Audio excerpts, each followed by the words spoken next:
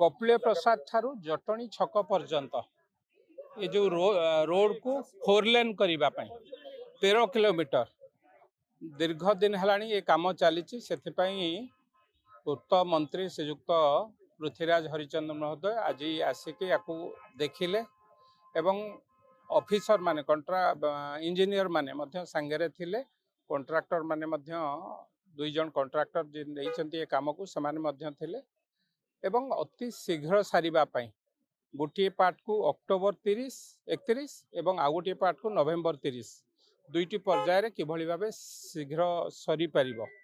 एवं जोठी जोठी असुविधा अछि कोठी इलेक्ट्रिक खुंटर असुविधा अछि कोठी लैंड एक्विजिशन असुविधा अछि जहाँ जहाँ असुविधा अछि